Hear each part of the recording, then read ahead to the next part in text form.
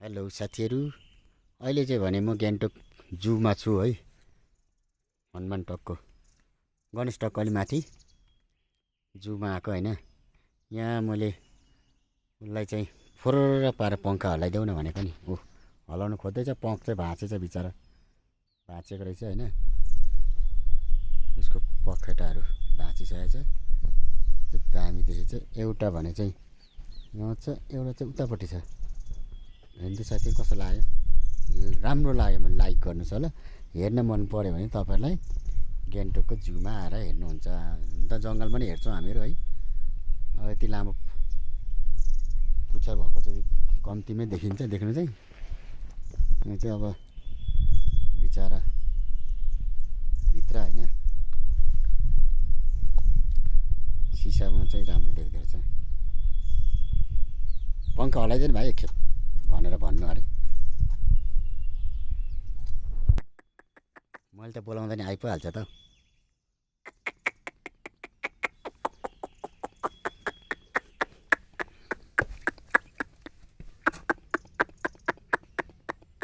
Hello brother, how are you? कैसे हो? आपका गर्लफ्रेंड किधर है? देखो देखो देखो देखो ना।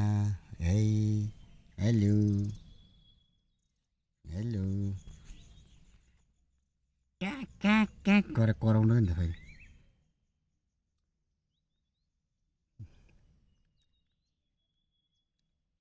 बिचरा बुढो पनि होला यता, सिङ पलाइसकेको छ, खुर पलाइसक्यो, बुढो भएछ नि यता।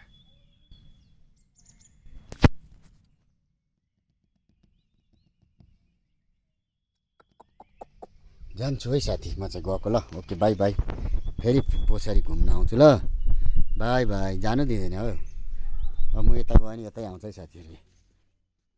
घुमिहाल्यो हो, यसले त मलाई छोड्नै मान्दैन बिचरा। यता जान्छु यतै आउँछ, ए हो। यता जान्छु यतै आउँछ, ए फर्किहाल्यो हो। मलाई त छोड्दैन त साथीहरू यसले। ए म जता जान्छु त्यतै आउँछ। यता घुमेँ होइन, म यतै आउँछ। ऊ घुम्यो, टर्निङ काटिहाल्यो बिचरा, माया लाग्दो। पर्खी के खान्थ्यो होला बिचरा। आम्मा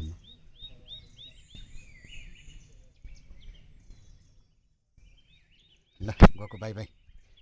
ल पङ्खा हल्लाइदेऊ न एकखेप, हेरेर पार्दै त, हेरेर पार्दै एकखेप। ए टुटु गरेर